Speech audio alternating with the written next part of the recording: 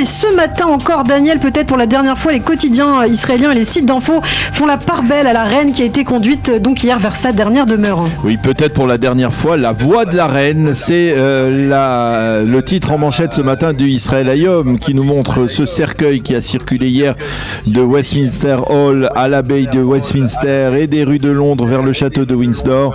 Le royaume n'oubliera pas de telles funérailles, il écrit le Israël Hayom en sous-titre. Dernier honneur, titre ce matin en manchette le Yediot Aharonot avec en première page la même photo quasiment que le Israël Hayom. Des milliards de téléspectateurs, 1 million de personnes dans les rues de Londres, des dizaines de chefs d'État et de têtes couronnées et un roi pour qui la reine Elisabeth était avant tout une mère, écrit en sous-titre le Yediot Aharonot ce matin. Les journaux nous montrent en page intérieure des photos de cette journée historique. Le site Ynet insiste ce matin sur le fait que les Britanniques ont répété la cérémonie des funérailles de la reine pendant 20 ans, ces 20 dernières années, ce qui peut peut-être expliquer pourquoi tout semblait réglé comme du papier à musique. Le mari lui titre la reine inhumée aux côtés de son mari Philippe et de son père George VI, et le quotidien constate qu'Harry et Meghan ont été rétrogradés à l'arrière durant une partie de la longue journée des funérailles de la reine. Et on s'intéresse à ce qu'écrivent les éditorialistes après ces funérailles nationales. Ram Liran écrit ce matin dans le Israël Hayom que la Grande-Bretagne entame une nouvelle ère, une nouvelle voie aux multiples enjeux tels que l'inflation, la nouvelle première ministre britannique et la crainte d'une crise économique et énergétique en hiver. Nadav Eyal dans le Yediot Aharonot était hier sur le parcours du cortège funéraire. Il écrit: pour une journée, le temps s'est arrêté en Grande-Bretagne et il constate qu'hier, durant ces funérailles, la royauté britannique est apparue plus puissante que jamais, selon lui. Ben Dror Yemini écrit que, toujours dans le Yediot Aharonot, que les Britanniques ne sont pas fous. Ils continuent à aspirer à être une nation avec une tradition, avec une histoire, et ce dans un monde qui devient post-national.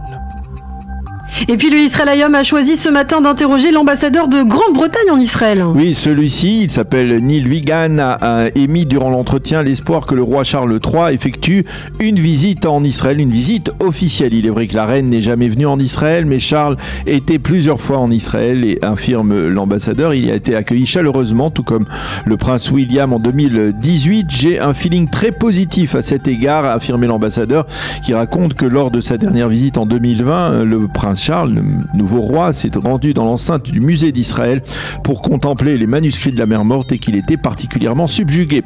Je l'ai vu aussi très ému lors d'une rencontre avec les rescapés de la Shoah, affirme l'ambassadeur. Et dans la même page, le Israël Hayom, lui, a interrogé l'ambassadrice d'Israël à Londres, Tzipi Khotobeli, qui reconnaît que l'atmosphère est aujourd'hui beaucoup plus favorable en Grande-Bretagne à Israël que par le passé. Selon elle, le gouvernement de Liz Truss est le plus pro-israélien de l'histoire. Une exclusivité du Israël Hayom, le journal qui révèle que des millions de shekels de l'autorité palestinienne destinés aux terroristes palestiniens seront confisqués par Israël. Oui, Yoav Limor, le spécialiste sécuritaire d'Israël Hayom, indique que c'est le ministre de la Défense Benny Gantz qui a signé les décrets confisquant 10 millions de shekels que l'autorité palestinienne avait l'intention de distribuer aux familles des terroristes. Nous continuerons à frapper ceux qui sont impliqués dans des activités terroristes, a dit Benny Gantz. Le Israël Hayom indique que cette opération de confiscation donc a été menée grâce au renseignement du Shin Bet et que 86 détenus palestiniens sont actuellement dans le collimateur de l'État d'Israël. En marge, un changement important. Désormais, les familles israéliennes de victimes du terrorisme pourront réclamer des indemnités aux familles de terroristes qui ont commis des attentats, même lorsque ces familles sont nécessiteuses. Ce n'était pas le cas jusqu'à présent. On estime côté israélien qu'une telle démarche aura un aspect dissuasif auprès des Palestiniens. Le mari lui cite Tzvi Yecheskeli, qui est l'expert du monde arabe de la chaîne 13, qui affirme que Mahmoud Abbas est actuellement tellement faible qu'il ne peut combattre le terrorisme. Alors à le défaut, il rejoint selon lui les terroristes.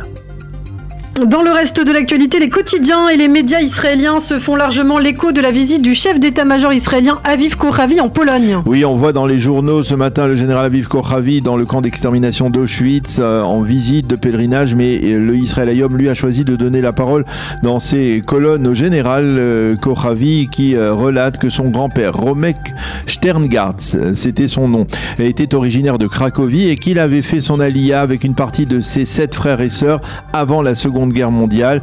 Qui aurait pu imaginer qu'à 3 heures d'avion à peine d'Auschwitz, le lieu où l'on a tenté d'exterminer le peuple juif, ait été créé l'État d'Israël, un État juif prospère et capable de se défendre. Et l'on voit ce matin le général Aviv Kochavi visiblement très ému hier devant la maison de son grand-père qui est toujours sur place à Cracovie.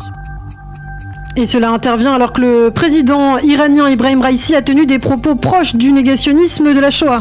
Et oui, lors d'une interview accordée à la chaîne de télévision américaine CBS et à son programme phare 60 minutes, le président iranien Ibrahim Raïssi a remis en cause la Shoah. Il faut vérifier s'il y a eu la Shoah, il y a des éléments qui le prouvent, mais les événements historiques doivent être étudiés par des historiens, dixit Raïssi, qui par ailleurs a affirmé qu'il était sérieux dans son désir de parvenir à un accord avec les puissances occidentales. Les sites d'information soulignent la condamnation de ces propos négationnistes par l'administration Biden.